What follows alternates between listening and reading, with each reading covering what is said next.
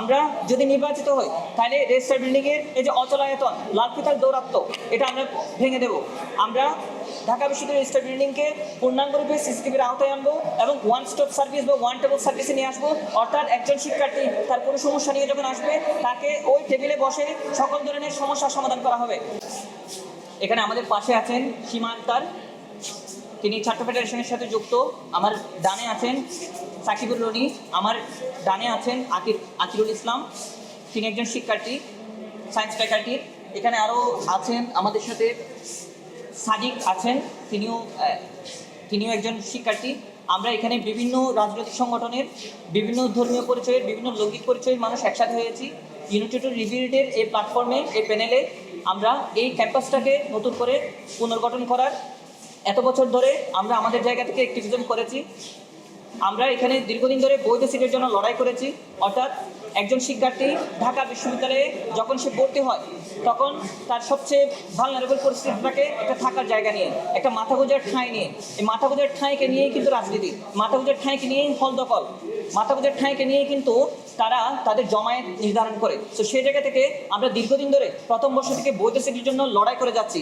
আমরা এত বছর ধরে যেসব বিষয় নিয়ে লড়াই করে যাচ্ছি, প্রথম বর্ষ থেকে বৈধ সিটের জন্য লড়াই করে যাচ্ছি, একটা মাথা গোঁজার ঠাঁইয়ের জন্য লড়াই করে যাচ্ছি, তা আমরা এক্সিকিউট করতে পারবো শিক্ষার্থীদের প্রতিনিধি হয়ে যখন নির্বাচিত হব।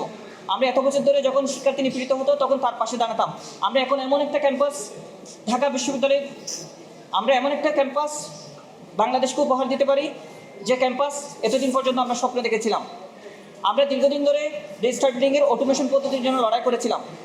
আমরা যখন ঢাকা বিশ্ববিদ্যালয়ের রেজিস্টার বিল্ডিংয়ে যাই তখন আমাদেরকে বলা হয় লাঞ্চের পরে আসেন। আমরা যদি 10টায় যাই লাঞ্চের পরে আসেন, 11টায় যাই লাঞ্চের পরে আসেন, 12টায় যাই লাঞ্চের পরে আসেন। তো সেই জায়গা থেকে আমরা এত বছর ধরে ঢাকা বিশ্ববিদ্যালয়ের রেজিস্টার বিল্ডিং যেন অটোমেশন পদ্ধতিতে করা হয়, আমাকে যেন রেজিস্টার বিল্ডিংয়ে আসতে না হয় এবং রেজিস্টার বিল্ডিংয়ে ওয়ান স্টপ সার্ভিস বা ওয়ান টেবল সার্ভিস দেওয়া হয়, সেটার জন্য আমরা লড়াই করে এসেছি দীর্ঘদিন ধরে। আপনারা হয়তো দেখেছেন আমরা যদি নির্বাচিত হই তাহলে রেজিস্টার বিল্ডিংয়ের এই যে অচলায়তন লালফিতার দৌরাত্ম্য এটা আমরা ভেঙে দেব।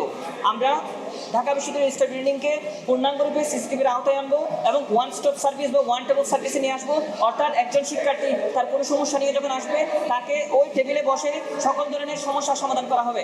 আমরা দীর্ঘদিন ধরে বা 2019 সালেও আমি যে প্যানেলে দাঁড়িয়েছিলাম তখন আমরা দাবি করেছিলাম বা আমাদের ইশতেহারে ছিল ঢাকা বিশ্ববিদ্যালয়ের বাস রুটের সংখ্যা বাড়ানো হবে এবং বাসের সংখ্যা বাড়ানো হবে এবং রাত 9টা পর্যন্ত বাস সার্ভিস চালু থাকবে।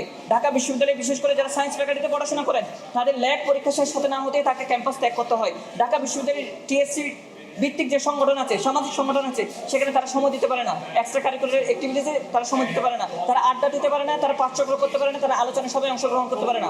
আমরা দাবি করে আসতেছি এবং এই ইশতেহারেও এইবারের ইলেকশনেও আমরা প্রধান ইশতেহার রূপে এনেছি ঢাকা বিশ্ববিদ্যালয়ের বাস সার্ভিস 9টা পর্যন্ত তারা চালু রাখবে। অর্থাৎ ঢাকা বিশ্ববিদ্যালয়ের প্রত্যেকটা শিক্ষার্থীর জন্য সকল ধরনের এক্সট্রা কারিকুলার অ্যাক্টিভিটিসে অংশগ্রহণ করতে পারে সেই চেষ্টাটা আমাদের থাকবে এবং সেই ইশতেহার আমাদের থাকবে এবং আমরা সেটা এক্সিকিউট করব আমরা যদি নির্বাচিত হই।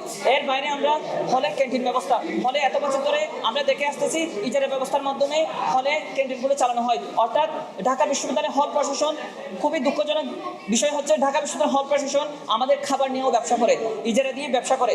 আমরা চাই ঢাকা বিশ্ববিদ্যালয়ের প্রত্যেকটা হল সরাসরি প্রশাসনিক তত্ত্বাবধানে থাকবে। অর্থাৎ প্রশাসন সরাসরি তত্ত্বাবধান করবে। যদি দরকার পড়ে শিক্ষার্থীদের পুষ্টিমান মজুদ রাখার জন্য, ব্যবস্থা করার জন্য এবং নিশ্চিত করার জন্য যদি দরকার পড়ে তাহলে অবশ্যই হল প্রশাসন ভর্তুকি দিবে। এবং প্রতি সপ্তাহে আমাদের এখানে ফুড অ্যান্ড নিউট্রিশন ডিপার্টমেন্ট আছে, ইনস্টিটিউশন আছে, তারা প্রতি সপ্তাহে খাবারের মান, খাবারের টেস্ট তারা পরীক্ষা করবে এবং সেখানে অবশ্যই ঢাকা বিশ্ববিদ্যালয়ের বিসি সহ গুরুত্বপূর্ণ ব্যক্তিরা উপস্থিত থাকবেন। ফলে আমরা আপনাদেরকে জানাতে চাই ঢাকা বিশ্ববিদ্যালয়ে 2022 সালে একটা রিসার্চ হয়েছিল, সেখানে দেখা যাচ্ছে ঢাকা বিশ্ববিদ্যালয়ের শিক্ষার্থীরা ক্যালোরি পায় মাত্র 1800 ক্যালোরি, কিন্তু আমরা জানি পুরো পৃথিবীতে 2200 ক্যালোরি হচ্ছে আপনার মার্জিনালাইজড বা আপনার যে স্ট্যান্ডার্ড ক্যালোরি। সো সেই জায়গা থেকে আমরা দেখতে পাই কী পরিমাণে কম ক্যালোরি নিয়ে আমাদের শিক্ষার্থীরা বসবাস করে। আপনি যদি শিক্ষার কথা বলেন, আপনি যদি গবেষণার কথা বলেন, আপনি যদি তাদেরকে ভালো মতো খাবারটা না দেন, তাকে যদি ক্যালোরি আপনি সহায়তা না করেন, তাকে যদি প্রোটিন না দেন, তাহলে সে কীভাবে গবেষণা করবে, সে কীভাবে শিক্ষা করবে, সে কীভাবে নতুন জ্ঞান উৎপাদন করবে। সো সেই জায়গা থেকে ঢাকা বিশ্ববিদ্যালয়ের ক্যান্টিন ব্যবস্থাগুলো আমরা সংস্কার করব, প্রশাসনিক তত্ত্বাবধানে নিয়ে আসবো এবং ঢাকা বিশ্ববিদ্যালয়ে ল ফ্যাকাল্টিতে অর্থাৎ মোতাহার হোসেন চৌধুরীতে কোনো ক্যান্টিন নাই, প্রত্যেকটা অনুষদ, প্রত্যেকটা প্রতিটি ইনস্টিটিউশনে হল প্রশাসন বা প্রশাসনের অধীনে তত্ত্বাবধানে ক্যান্টিন থাকবে, খাবারের ব্যবস্থা থাকবে। আমাদের ঢাকা বিশ্ববিদ্যালয়ে অন্যতম গুরুত্বপূর্ণ ইশতেহার হচ্ছে ঢাকা বিশ্ববিদ্যালয়ের শিক্ষকরা যদি ক্লাসে না আসেন তাকে আমরা কোনো ধরনের জবাবদিহিতার আওতায় আনতে পারি না। শিক্ষকরা যদি ক্লাসে পড়াশোনা না করে আসেন, শুধু স্লাইড দিয়ে যদি তারা ক্লাস করান, তাহলে তাদের কোনো জবাবদিহিতার ব্যবস্থা নাই। তো সেই জায়গা থেকে আমরা শিক্ষক মূল্যায়নের, শিক্ষক রেটিংয়ের ব্যবস্থা করার জন্য দীর্ঘদিন ধরে লড়াই করে আসছি। আমরা যদি নির্বাচিত হয় তাহলে শিক্ষক রেটিংয়ের ব্যবস্থা করব। ঢাকা বিশ্ববিদ্যালয়ে শিক্ষার্থীরা যেমন একটা অর্গানাইজড ওয়েতে তাকে ডিসিপ্লিন মেনটেন করে তাকে চলতে হয়, তাকে যেমন কলেজের নন কলেজের ব্যবস্থা রাখা হয়েছে, সেই জায়গা থেকে ঢাকা বিশ্ববিদ্যালয়ের শিক্ষার্থীরা শিক্ষকদেরকে মূল্যায়নের মাধ্যমে শিক্ষকদেরকে একটা জবাবদিহিতার আওতায় আনবে।